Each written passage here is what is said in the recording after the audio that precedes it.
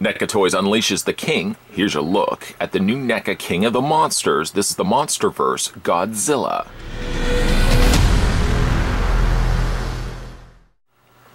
Following the global success of Godzilla and Kong Skull Island, comes the next chapter in Warner Bros. Pictures and Legendary Pictures' cinematic Monsterverse, an epic action-adventure that pits Godzilla against some of the most popular monsters in pop culture history. The new story follows the heroic efforts of the cryptozoological agency Monarch as its members face off against a battery of god-sized monsters, including the mighty Godzilla, who collides with Mothra, Rodan, and its ultimate nemesis, the three-headed King Ghidorah. When these ancient super species, thought to be mere myths, rise again, they all vie for supremacy, leaving humanity's very existence hanging in the balance.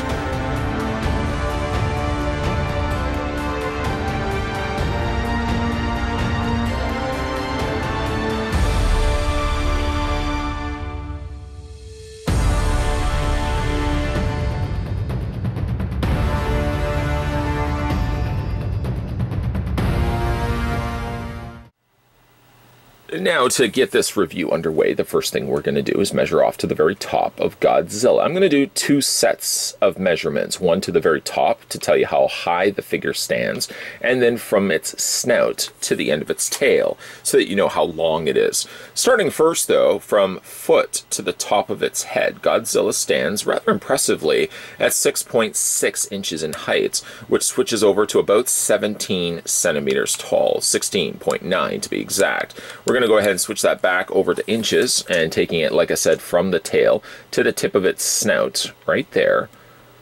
Now, fully extended, granted, yes, I've extended the tail as far out as I can get it. You're looking at a figure rather impressively again. Lengthwise, that's 12.4 inches in length, which then in centimeters, once again, switches over to about little over 31.5, 31.6 to be exact. When you get the figure out of packaging, there is some assembly that's required. In fact, actually, the assembly requires you to add this part of the tail, this part right here. So you get two sections of the tail, you just attach it via the ball joint. Actually, it attaches right there. So three sections of the tail, 1, 2, and 3 down at the bottom. The bottom section seems to be the only area that is made up of a softer plastic. The rest of it seems a little bit more denser, and as you get progressively closer to the front of Godzilla, you really much feel a denser, harder plastic being utilized. Now, we've already looked at the taller, roaring Godzilla released many years prior. This is the upgraded, smaller scale rendition of Godzilla, something of which NECA does very, very well. All the countless times and countless reviews that we've had a look at the King of the Monsters released by really the king of toy companies. Now we have a look at the new released. This is the Godzilla from King of the Monsters. And I have to say, I was thrown back a little bit by its coloring. It seems really light. You'll see that primarily when we had looked at the previous Godzillas, they were more like a bluish, tintish, kind of gray color. I imagine explaining that to somebody at a paint store. But it did have a little bit more of a bluish tint to it. This Godzilla actually rather is a little bit more of the gray scales. Everything actually on the scales is a lighter gray. You see what I did right there. It seems like the base color is probably, see if I can find one of the closest, well, one of the colors seems like a really dark, almost even black, maybe a very dark gray. And then over top of that is brushed, not quite a light gray, but like a mixture of almost a cream color mixed with a light gray. The end result is really looking at it, feasting your eyes on the sculpt. The paint comes across everything on it really as gray tones. And the more I look at it, actually, the more I like the fact that they went this color. For one thing, it really allows a lot of the beautiful sculpting to pop through. Normally, again, because we've looked at so many various Godzillas, it seems, over the last few weeks or so, you get so used to the idea of seeing very blue, blacks, and a lot of those color schemes that, again, I kind of find the gray to be more of a breath of fresh air than anything else. I mean, I find you really see a little bit more, a lot more of the details, especially on its scales, the parts that protrude out from its back. I find you see a little bit more of that in the gray, that I actually am happy now to say that I like the gray. Maybe didn't initially think I liked it as much because I didn't feel it had enough of the darker colors just to kind of make some of that stuff pop. But ironically enough, it's actually going the lighter way that NECA went with releasing this figure the way that they did, that I actually find some of those details pop rather better on the lighter skin versus the darker skin that we've seen so far up to this point. There is the head sculpt. I must say, it's just a fantastic looking head sculpt of Godzilla. You can see his visible eyes, though a little bit smaller, and of course his smaller teeth. The mouth is open. It's something that can be opened. It's a little harder to kind of get your finger in there. It does seem like the lower jaw really wants to fight against the idea of being opened, like it really doesn't want you opening it. Inside, though, what we are able to visibly see, you can see there's a tongue that's sculpted in there, as well as his several different canines and incisors, all done there in white. I don't know if you can see it, but there's just a little bit of a gum line that they've also painted in there in pink. Just a little bit of those extra details is some of the stuff that I really like that NECA does so very frequently. As for the rest of his body, while none of it's really been utilized from previous Godzilla releases, not that I'm aware of at least, it seems like it's all utilizing brand new sculpts. Possibly even legs could have been maybe reused, but most likely I'm guessing that most, if not all of this, is brand new tooling. Get a good gander, if you will, at the, it almost looks like tree bark on the individual fins, but the size of these fins are just incredible. They almost look like they're willowing oaks, kind of like howling oaks in a haunted forest. Look at me describing these little fins here. They seem a little bit darker here, a little bit lighter here, but the coloring isn't too much of a jarring experience where I feel like, oh, wait a minute, this is a little bit darker, this is a little bit lighter. That seems to work quite rather well.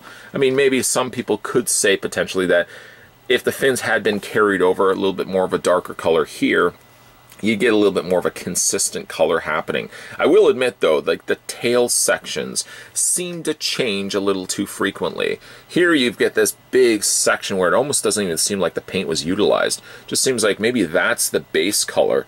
And I don't know, it probably was only this figure. I can't suspect it would be every single figure that had experienced this.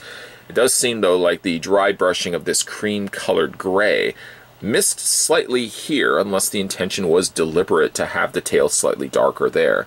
So yeah, it does, like the coloring isn't always consistent. Areas here that I think could have been afforded a little bit more of the separation between the cream color and like the coloring of the plastic itself. Works well really here. Perhaps, yes, it could have been maybe utilized a little bit more down here as well. It's a broad-footed, of course, Godzilla. Posability as it is, there's still a fair amount to be done with it. Unfortunately, though, when it comes to displaying the figure, there's not really much you can do other than if you are bringing in, say, for example, a display stand. I want to just stress also, at the beginning of this review, and likely near the end of this review, I'm going to be utilizing like one of these little display stands. I think this actually came with Combat Gizmo from the Gremlins 2 line. This is something that you could utilize, or if you really had just been able to get one of these, you probably could use any stand, because most of these usually are the same type of pegs, the same sizes of pegs. But that might come in handy if you want to have Godzilla, like I did at the beginning of this review, kind of in a walking stance or a lunging stance. Kind of want to add a little bit more dynamic posing to this guy, simply than just having him standing completely straight.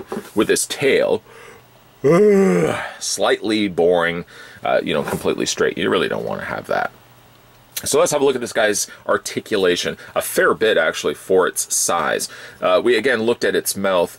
The mouth does open and close. It's very stiff, though, and it doesn't get too far open. That's about as far out that I can get it. So you could probably pry it a little bit more than that, but any bit of risk that could potentially just break off. That came from my mouth.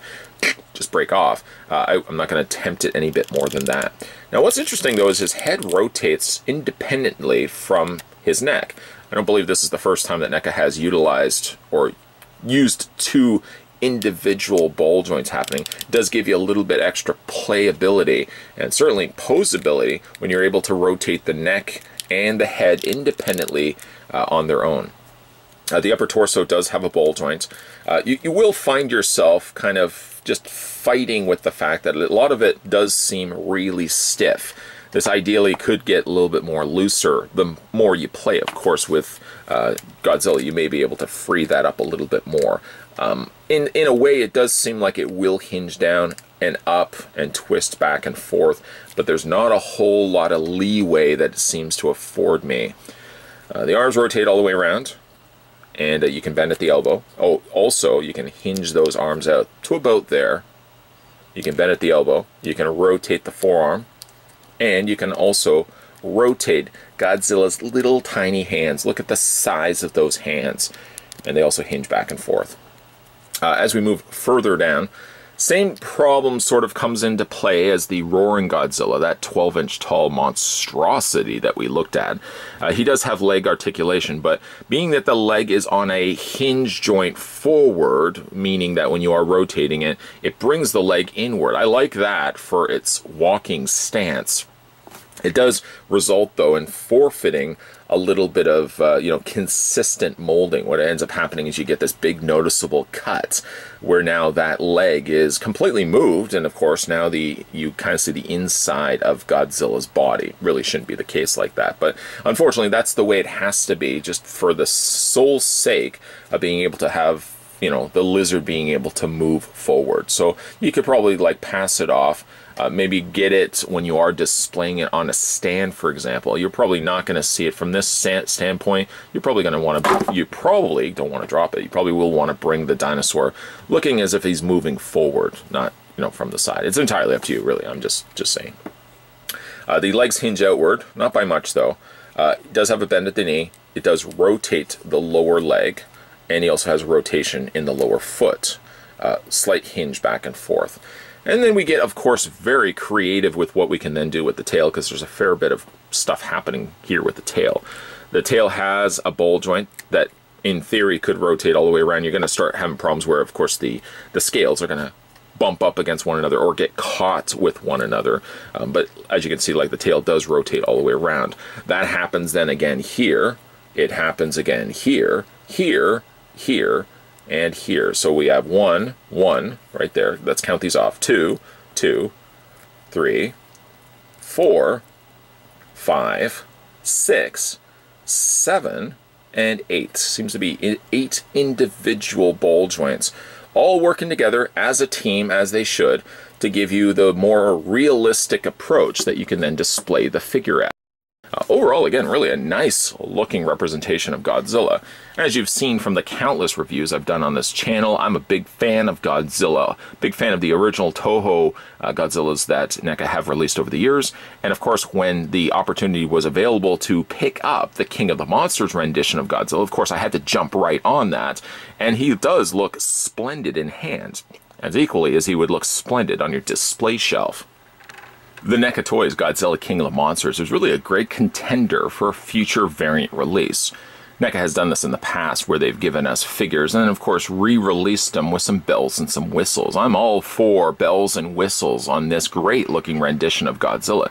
Maybe re-release him at some point with the lit up fins, the scales on his back, and maybe something like a fire projection that can come out from his mouth.